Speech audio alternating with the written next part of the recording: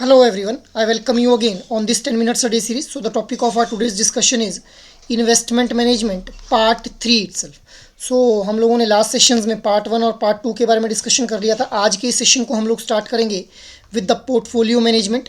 So what is portfolio management itself? So it is an art of managing an individual's investment. So इसी को हम लोग क्या बोल देते हैं? पोर्टफोलियो मैनेजमेंट बोल देंगे. अब पोर्टफोलियो मैनेजमेंट के अंदर we try to maximise the profit within stipulated time while keeping in mind. हम लोग यहाँ पे पोर्टफोलियो मैनेजमेंट के थ्रू एक इन्वेस्टर को जो है वो मैक्सिमम प्रॉफिट प्रोवाइड करवाने का काम करेंगे by keeping in mind long term financial goals of the client, whether that client is an individual और अ कंपनी इटसेल्फ. इसके अलावा risk tolerance of the client के मतलब कितना रिस्क एपेटाइट जो है वो एक क्लाइंट का रहता है, कि मतलब वो हाई रिस्क लेना चाहता है, लो रिस्क लेना चाहता है, या फिर जो है वो एक मीडियम रिस्क के ऊपर जो है वो एक रिटर्न चाहता है. इसके अलावा by creating the right mix of investment of bonds, shares और कैश एटसेट्रा. तो अब जो इन्वेस्टमेंट है वो बॉन्ड, शेयर और कैश के अंदर जो है वो राइट मिक्स के अंदर की जानी चाहिए, सो दैट मैक्सिमम प्रॉफिट जो है वो अर्न किया जा सके. मूविंग अहेड, अब हम लोग बात कर लेते हैं ऑब्जेक्टिव्स के बारे में. So what are the objectives of portfolio management? Capital appreciation. अब एक इंडिविजुअल इन्वेस्टर के द्वारा जो भी कैपिटल जो है वो इन्वेस्ट की जा रही है, फॉर एग्जांपल 1000 रुपीज़ इन्वेस्ट किया जा रहा है, तो उसकी कैपिटल को अप्रिशिएट करना, मतलब वो 1000 से बढ़ के जो है वो 5000 हो जाए, 10,000 हो जाए, कैपिटल अप्रिशिएट हो. इसके अलावा maximising return on the investment, मतलब एक रिटर्न जो एक इन्वेस्टमेंट के थ्रू आ रही है, मान लेते हैं 10% आ रही है, तो उसको मैक्सिमाइज करना, 12% तक लेकर के जाना या 15% लेकर के जाना. So this is maximising return on the investment.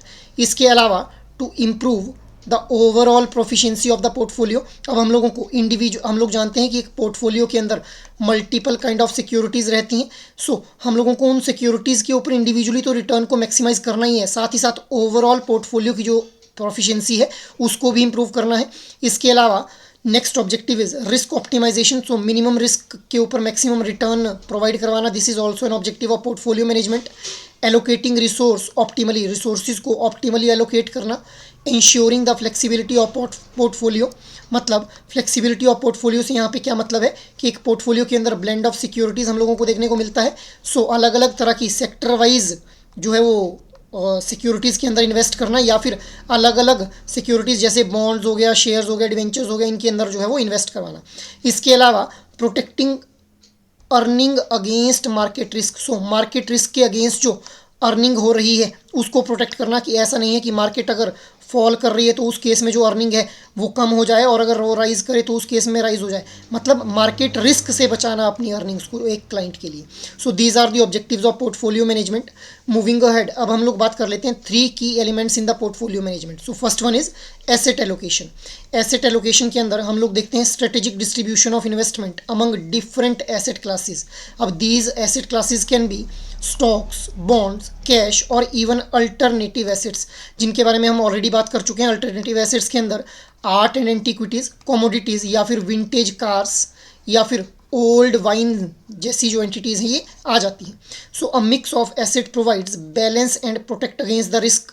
मतलब ये जो हम लोग मिक्स कर रहे हैं एसेट्स को, अलग अलग डिफरेंट एसेट क्लासेस के अंदर जो है वो इन्वेस्टमेंट कर रहे हैं, इससे एक तो बैलेंस क्रिएट होता है पोर्टफोलियो के अंदर, और दूसरा हमारा जो रिस्क है उससे भी हम लोग अपने क्लाइंट को जो है वो बचा पाते हैं. Next is based on the risk profile of the investor.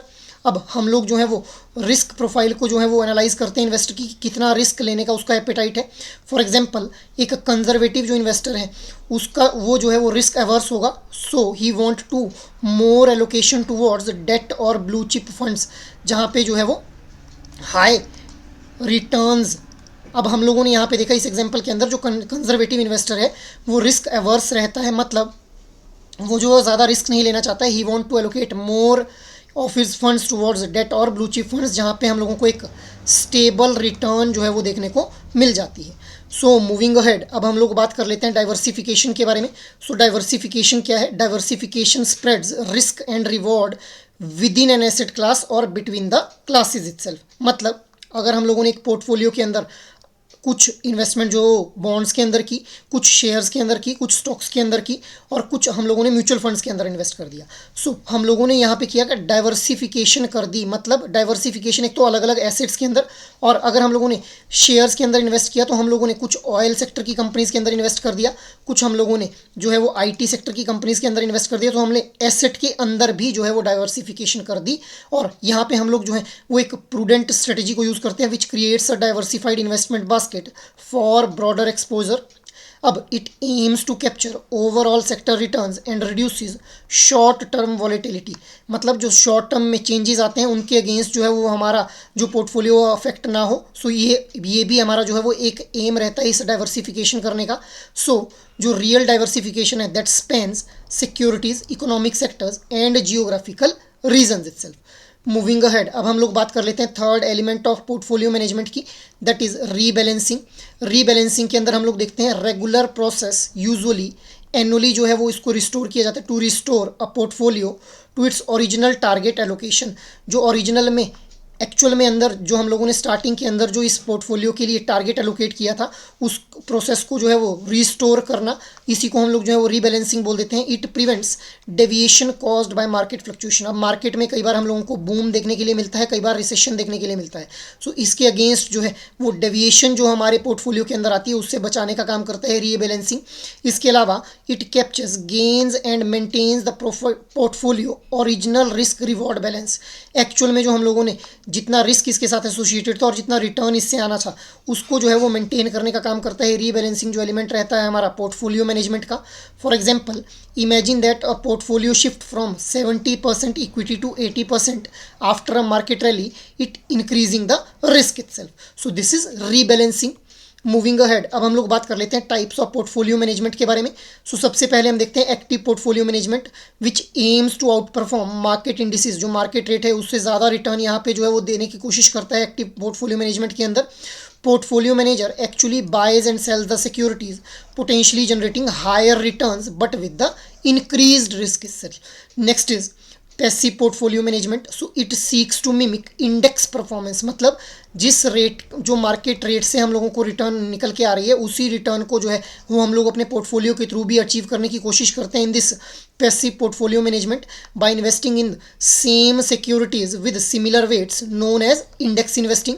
Lower transaction cost is there but usually result in return closely taking the market itself. जो हम लोगों को रिटर्न देखने को मिलते हैं उसके जो हम लोगों ने इन्वेस्टमेंट की होती है वो मार्केट को क्लोजली ट्रैक करके जो है वो हम लोगों को देखने को मिलते हैं। Next is discretionary portfolio management. So इसके अंदर a portfolio manager has a full control and can employ various strategies to manage the portfolio itself. अब it is suitable for those clients जिनके पास एक बहुत ही लिमिटेड टाइम रहता है और लिमिटेड नॉलेज रहती है regarding to investment itself, but यहाँ पे जो है वो हायर फीस हम लोगों को देखने को मिलती है with respect to this discretionary portfolio management.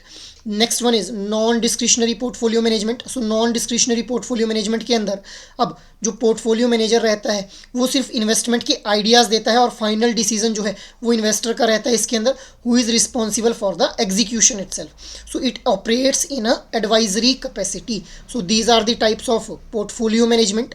Moving ahead, अब हम लोग प्रोसेस को समझ लेते हैं। तो सबसे पहले आइडेंटिफाई द सुटेबल ऑब्जेक्टिव, कि मतलब एक क्लाइंट जो है वो क्या चाहता है, स्टेबल रिटर्न्स चाहता है या फिर अपनी कैपिटल को जो है वो अप्रिशिएट करवाना चाहता है। इसके बाद next step is asset allocation is done based on the assessment of market risk. Market risk की असेसमेंट करके हम लोग जो है वो एसेट्स को एलोकेट कर देंगे। Next is select strategy and security. अब हम लोग जानते हैं कि पोर्टफोलियो के अंदर मल्टीपल सिक्योरिटीज़ रहती हैं, तो कौन सी सिक्योरिटी को सिलेक्ट करना है और उसके लिए क्या सही स्ट्रेटेजी रहेगी based on the risk and investment horizon, मतलब कितने टाइम के लिए इन्वेस्टमेंट करनी है उस हिसाब से स्ट्रेटेजी सेलेक्ट की जाएगी।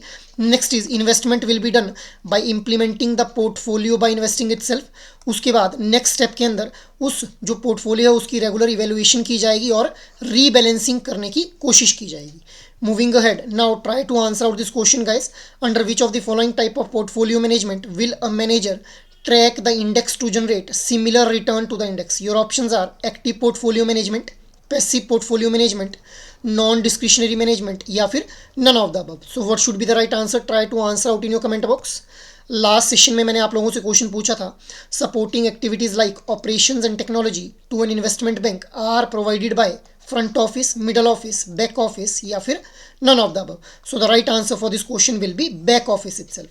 So that is all for today's discussion. I hope ये सेशन आप लोगों को अच्छा लगा हो, और अगर आप लोगों को ये सेशन अच्छे लग रहे हैं तो इन सेशंस को आप लाइक, शेयर और सब्सक्राइब कर लें। और अगर आपकी कोई भी क्वेरी है तो आप मेल कर सकते हैं hello@edutap.co.in के ऊपर। जय हिंद।